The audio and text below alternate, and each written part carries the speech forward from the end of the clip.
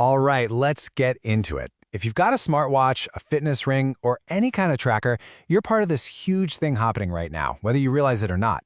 We're in this age where we can track basically everything, from our steps to our sleep. But here's the big question. Is all this data actually making us healthier, or is it just making us more anxious? Today, we're going to dive deep into the world of the quantified self. This right here, this is the powerful idea at the heart of the entire quantified self movement. The whole philosophy is that by turning our lives into data points, we can finally get some control. We can optimize our performance and, unlock a better version of ourselves. And yeah, that's the central question we're tackling here, isn't it? What happens when our own gut feeling, our intuition, starts taking a back seat to whatever an algorithm tells us? We're going to explore both the incredible promise and the very real perils of living by the numbers. Okay, so let's break it down. First off, what exactly are we talking about when we say the quantified self? What does this whole movement actually look like day to day? This whole thing really exploded with the rise of smartphones and wearables. All of a sudden, you didn't need to be a scientist in some fancy lab to collect data on yourself. That power to self-track landed right on your wrist, available to literally everyone. And the amount of stuff we can track now is just staggering. It started out pretty simple, just counting our steps, but now it's unbelievably detailed. We're talking about the different stages of our sleep, the tiny variations between our heartbeats, even tracking our blood sugar in real time. We're just creating this constant flowing stream of data about our own bodies. So to really get what these gadgets are doing, we have to understand the language they're basically translating for us. They're reading our body's data stream, and that stream is made up of things called biomarkers. It's actually a pretty simple idea. A biomarker is just a signal from your body that you can measure. Your temperature, that's a biomarker. Your blood pressure, that's a biomarker too. They're basically the raw data points that give us little clues about what's really going on inside our bodies. And this is where it gets really interesting, because you can see how these kind of abstract biomarkers connect to things we feel every single day.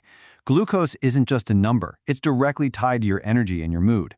That stress hormone, cortisol, if it's high all the time, that can lead straight to burnout. And HRV, or heart rate variability, that's an incredible window into how stressed or recovered your body really is. So we've got the movement and we've got the biomarkers. Now let's see how this all plays out in the real world, with two really popular examples of how people are tracking their health today. Millions of us, literally millions, go to bed wearing a device that scores our sleep. And the promise is amazing, right?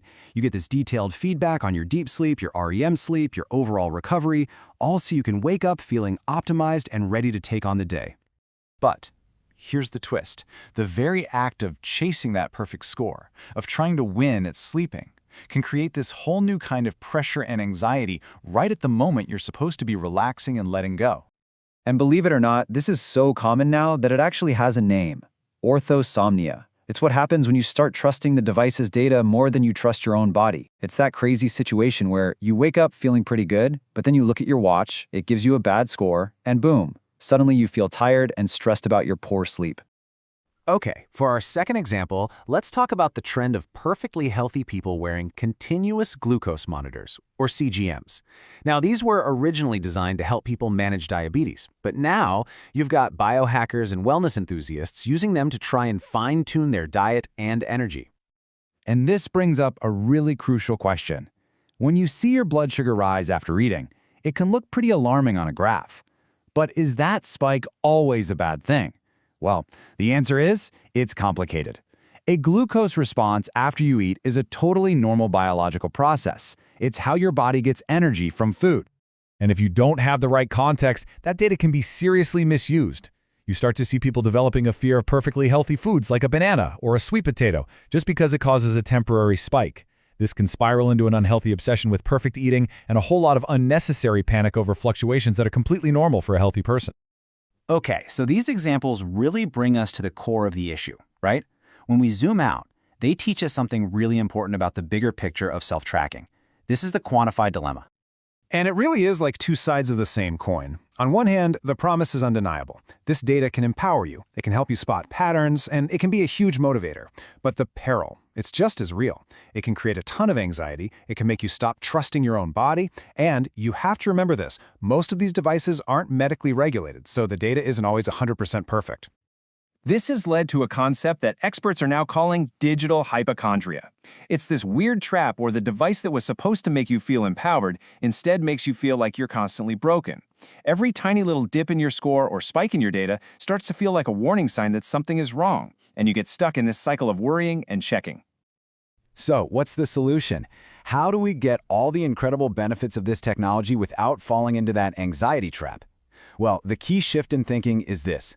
The goal isn't to be data-driven, it's to be data-informed. Here's a simple way to think about it. First, try to see your tracker as a mirror, not a mandate. It gives you a reflection, but you're still the one who decides what to do. Second, zoom out. Look for the big trends over weeks or months. Don't obsess over the little up and down swings every single day. Use that big picture info to build good, sustainable habits. And maybe most important of all, always pair the data with your intuition. The numbers are just one piece of the puzzle. Always ask yourself, okay, but how do I actually feel right now? And you absolutely need to know when it's time to just ignore the data. If it's constantly causing you stress, if it's damaging your relationship with food, or if you start tying your self-worth to a daily score, it's not serving you anymore. And hey, if your device says you had a terrible night's sleep, but you wake up feeling fantastic and full of energy, that's probably a good day to trust your body over the machine. Because at the end of the day, that's what this should all be about. These tools can be incredibly powerful for boosting our self-awareness. But when that awareness sours into a kind of obsessive self-surveillance, we lose the very well-being we were trying to find. The real question isn't what the data says, it's about how we choose to listen.